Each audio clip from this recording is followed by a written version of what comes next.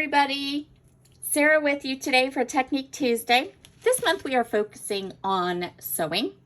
And I know Jessica has already posted tons of tutorials on all kinds of different embroidery type of stitches you can learn and use. So what I thought I would focus on today is the upcoming cherry box for September has a sewing theme.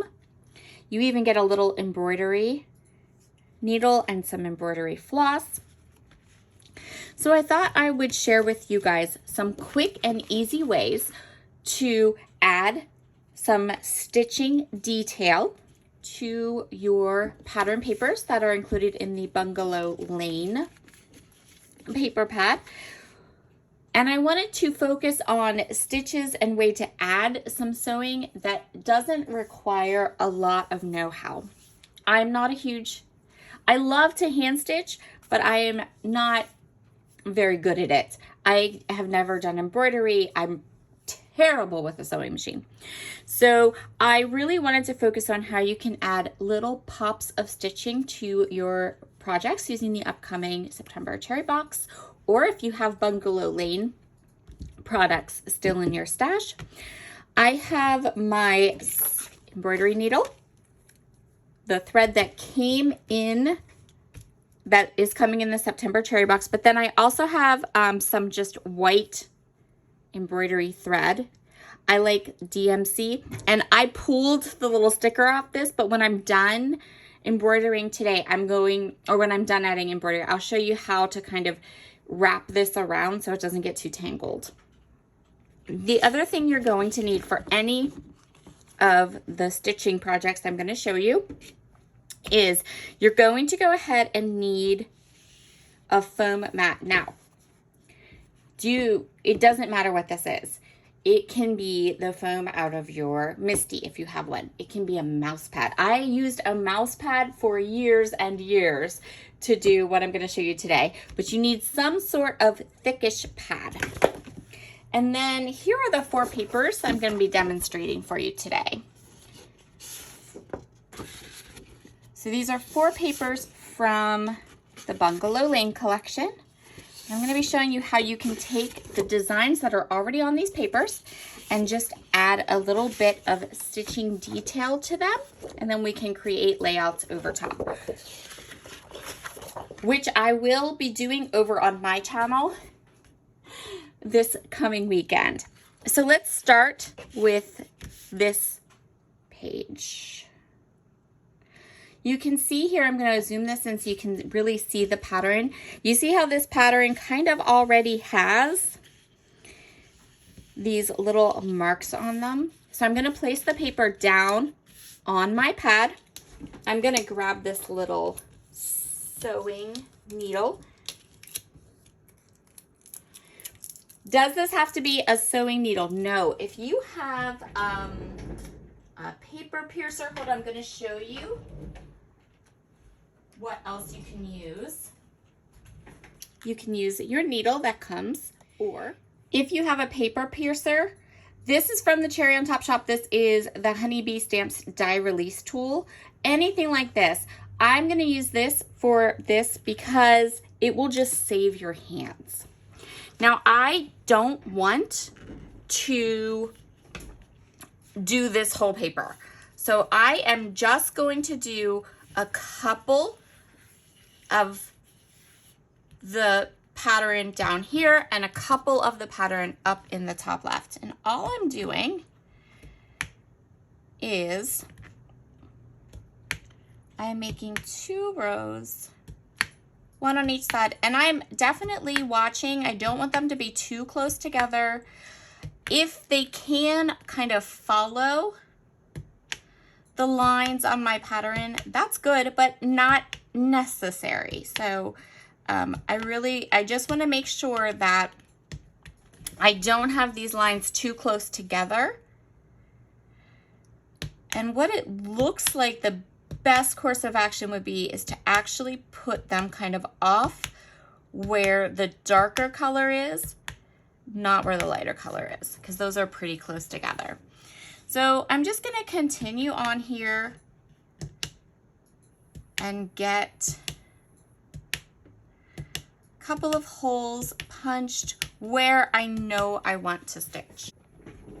So now I'm going to go ahead and I'm going to take the embroidery thread off, and I'm giving myself, like an arm's width. I'm going to go ahead and cut that. And then I'm going to split this embroidery thread into two. You don't have to. I do know how to cross stitch. My grandmother taught me how to cross stitch, and whenever she taught me, she just taught me you always split your embroidery floss in two. Now, maybe that's just an old-timey thing to do. Maybe it's a Depression era type of a thing. It's how her grandmother taught her to cross stitch, I suppose. And I did see at the beginning of this video that I don't know how to hand stitch, but I guess I do because I did do a lot of cross stitching as a child. So I'm just going to go ahead and I'm going to split this 6 strands into 3 and 3. And then I'm going to wet my needle here. Again, this is like my old school grandma trick. And I'm going to thread my needle.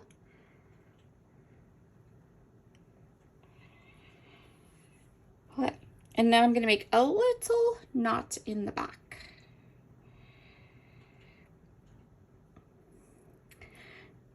Now the papers from Bungalow Lane are rather thin. So when I get done with all the stitching I want to do on here, I am going to back this paper with another sheet of white cardstock, which is going to help so that nothing gets caught.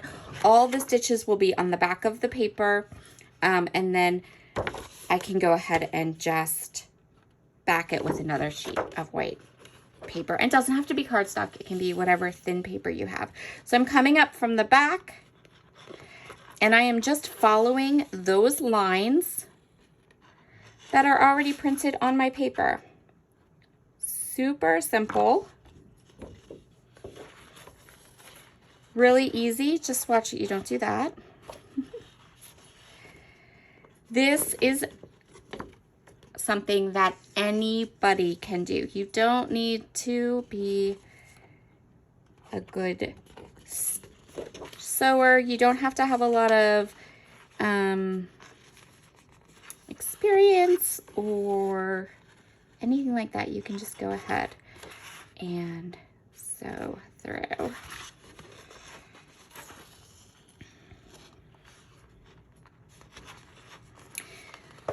We are going to be, for all 4 of these papers I'm going to show you, we're going to be using the patterns that we have. So I'm not going to reinvent the wheel. I'm just going to use the patterns that are right there on the paper. And this will happen. Keep your little picker close by. I know that before, when I've done sewing before, I've had sewers tell me how to undo these knots, or how to prevent them from happening. But I always forget to do it. So if you're gonna comment now how to put, like put the wax on the string and that kind of thing, I know, it's my own fault. Because I'm always too impatient and I don't take the time to do it. This is an impatient sewing guide.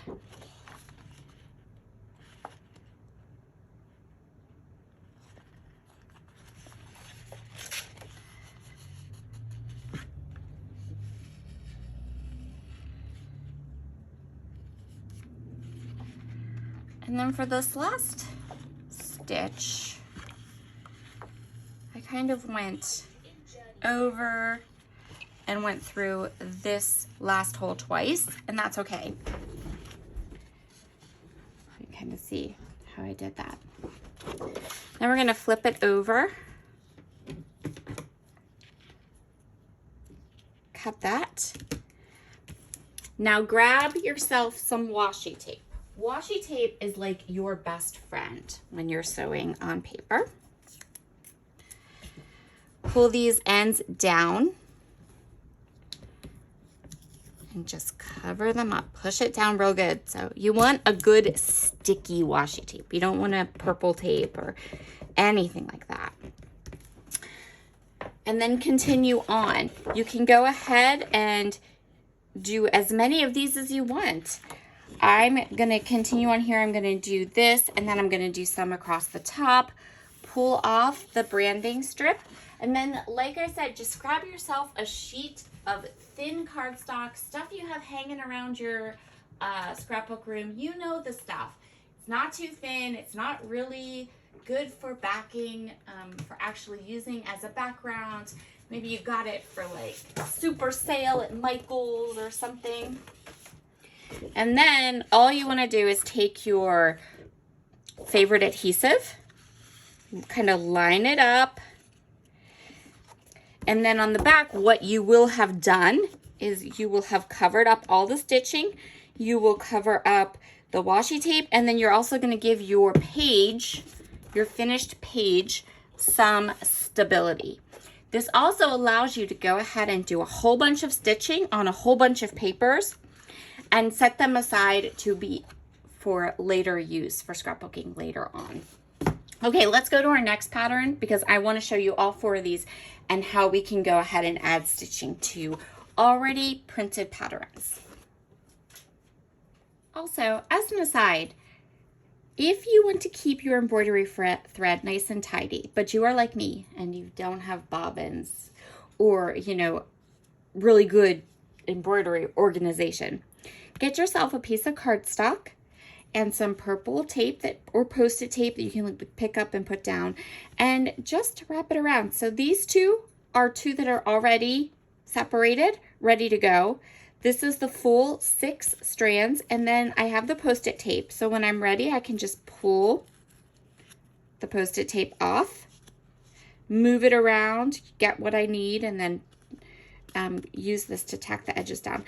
This is just a no purchase hack. A way to keep the embroidery thread together, keep it from getting too tangled, too messy, and have it available to you when you feel like you want to stitch a little bit. Okay, so the second thing I'm going to show you is really similar to the yellow piece of paper. But with the yellow, we were doing, you know, like a section down here. We were kind of going to make a diagonal design across the page. For this one, I wanted you to take a look at all the different colors on this paper. So it's lots of the colors that are in the Bungalow Lane collection. One of the embroidery threads that come is this pretty orange color. So my idea is to take all of these orange stars and fill them in completely. So what I'm going to do is I'm going to do exactly the same thing I did with the yellow paper, but I'm going to go ahead and I'm going to start by hitting all the tips of the,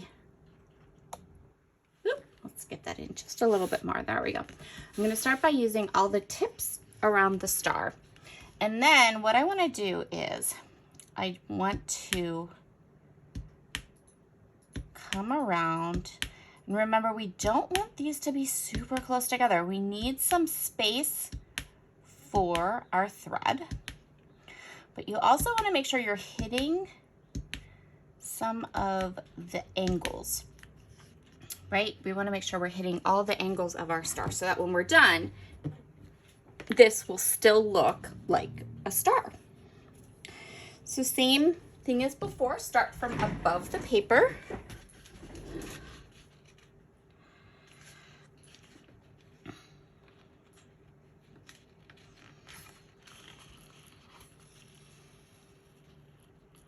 I'm starting down 1, so down from one of the stars, one of the tips. And the reason I'm doing this is because the tips are going to have to be done. You're only going to have one hole there, right? So you're going to have to do the tips by coming up from the bottom of the tip of the star and then coming back down into one of the holes you've already punched. Then you want to come up from the back and come back down into that tip. And that's going to fill in the tip of your star. So you can see, that makes sure we have a definite tip. Can I say tip 100 times? And then what you want to do is just follow the lines that are already in our star pattern papers. And we can come over. And now once you have the top done, the rest of this is really simple to do. Just gonna come up. Ooh. And down.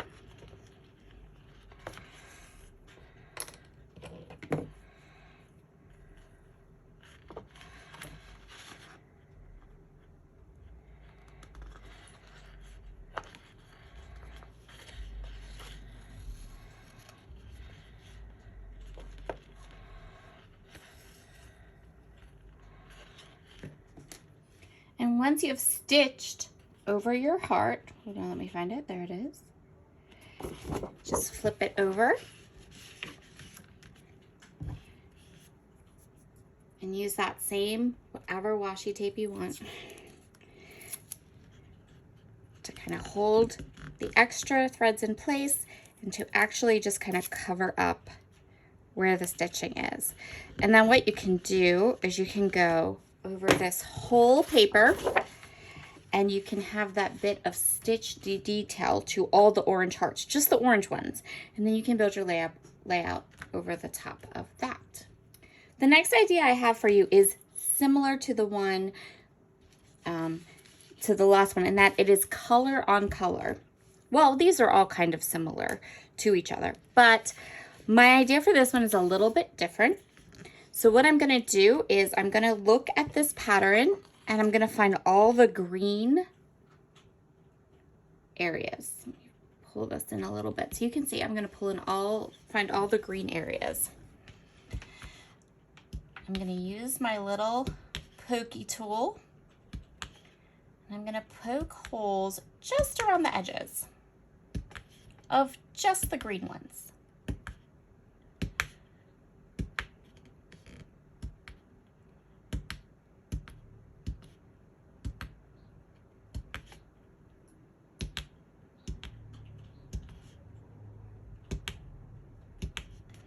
And while it would work best if it was even, it doesn't need to be.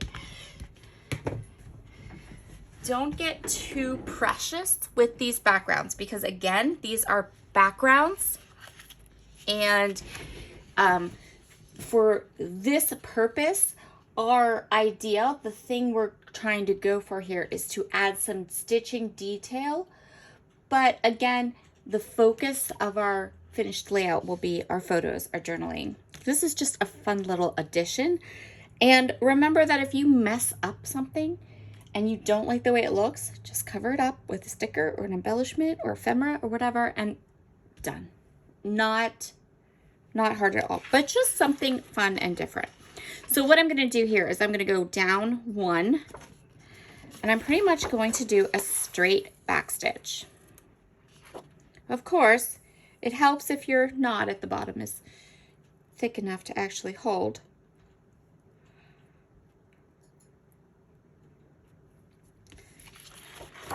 So let's start that again. See what I mean? Like, this is by no means a perfect kind of thing. And the other thing that we can do is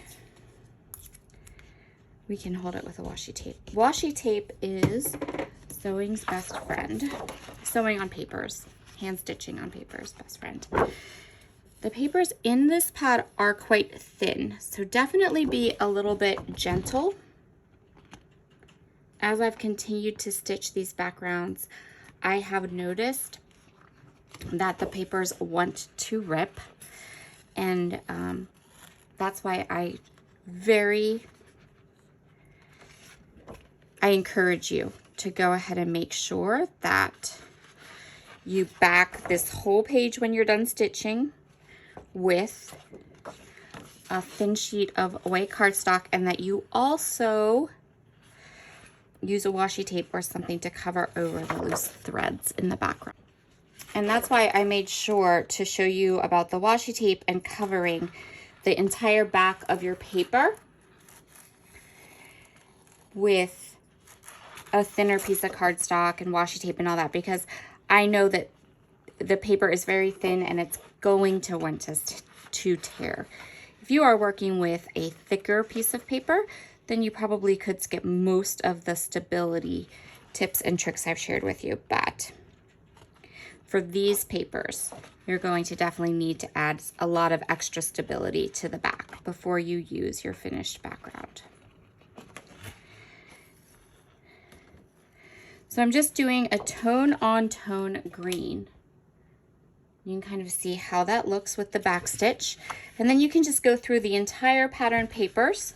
So like this we can back in green, this we can outline in green, this one we can outline in green, this one we could probably outline in green. You just want to enhance some of your pattern. You don't have to enhance it all. You certainly could. You could come in with all kinds of different stitches and do them. Again, though, make sure when you're using this paper pad that you are adding stability to the back. That's the most important thing. The last pattern paper in this paper pad collection is this really kind of busy quilt one. And I thought that it would be super fun to stitch the inside of these quilt blocks with white. White is going to pop it a little bit. Now, I'm not going to stitch every quilt block here, but I'm going to stitch most of them, because I'm pretty sure that if you stitched the outside ones and then left the inside one plain, and then when you created your layout, you put the photo and you could add some embellishments here and a title, and you'd pretty much be done. Like the stitching would be like the biggest part. So one more time, let's do it. What I'm gonna do is I'm gonna take the little pokey tool. I'm gonna poke myself some holes. I'm gonna keep these holes fairly apart. My reason for doing this is because the more I've worked with this paper, the more I've discovered how truly thin it is, and the more I have discovered how much it needs a bit of help for you to be able to stitch on it successfully. So I'm just going to come around here. Make sure you get your corners. Those are very important. You want to make sure you punch a hole in the corners. I kind of lost my square here. My idea is just to stitch in the insides of the blocks and to just stitch the squares. So I am not going to stitch each individual color. That would just be really cool, but also pretty time consuming. And I'm trying to keep this to things that, if you are a Cherry Box subscriber and you have not done a lot with stitching, we're gonna do I'm going for some pretty kind of easy things. And then what I'm doing is just that same back stitch.